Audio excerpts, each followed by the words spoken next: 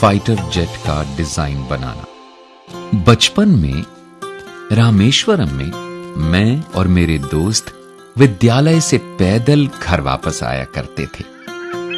हम रोज गांव के तालाब के किनारे कुछ देर रुकते। मेरे दोस्त तालाब की लहराती सतह पर कंकड़ फेंकने का अभ्यास करते और मैं बैठा सारसों और समुद्री पक्षियों को आकाश में उड़ान भरते देखता। उनकी उड़ान देखते हुए मैं भविष्य के सपनों में खो जाता था। जैसे जैसे मैं बड़ा हुआ, मुझे अपना लक्ष्य स्पष्ट दिखाई देने लगा। मेरी समझ में आ गया था कि अपने सपने सच करने के लिए मुझे इंजीनियरिंग की पढ़ाई करनी होगी।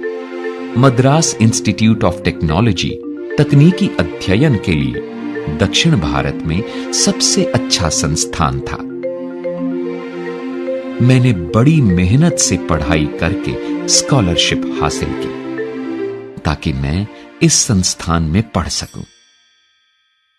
उस दिन मुझे अपना लक्ष्य और भी साफ दिखाई देने लगा जब मैंने MIT में कदम रखा।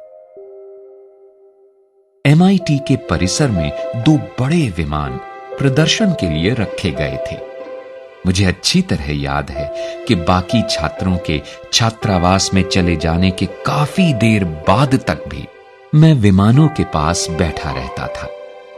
इनके निर्माण और डिजाइन ने मेरा मन मोह लिया था और मेरे मन में भी किसी दिन ऐसा ही विमान बनाने का सपना जागने लगा था। इंजीनियरिंग की पढ़ाई के दौरान आखिरी प्रोजेक्ट के लिए मुझे कक्षा के 4 और साथियों के साथ मिलकर एक फाइटर जेट विमान डिजाइन करने को कहा गया। हमने काम आपस में बांट लिया।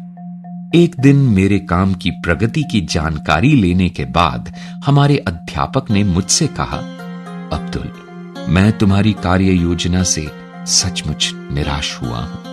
मैंने तुमसे कहीं बेहतर काम की अपेक्षा की थी। मैंने उन्हें कई कारण बताए, लेकिन उन्होंने मेरी एक न सुनी। आखिर मैंने विनती की, सर, मुझे 1 महीने का समय दीजिए। मुझे विश्वास है कि मैं बेहतर डिजाइन बना लूंगा।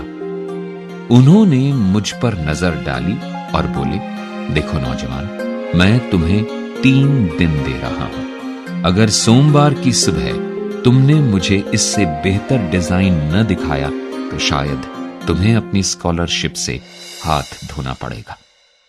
मैं स्तब्ध रह गया।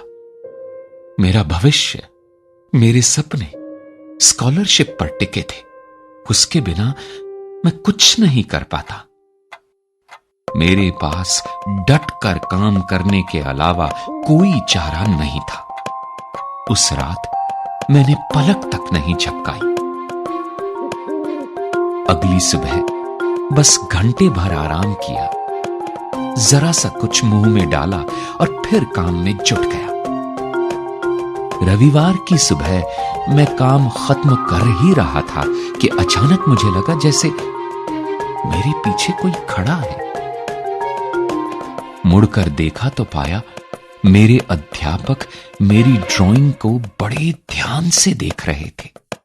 मेरे काम को अच्छी तरह जांचने के बाद उन्होंने मेरी पीठ थपथपाई और बोले, मैं जानता था कि काम पूरा करने के लिए बहुत कम समय देकर मैंने तुम पर दबाव डाला, लेकिन मैंने कभी उम्मीद नहीं की थी कि तुम इतना बढ़िया काम कर दिखाओगे।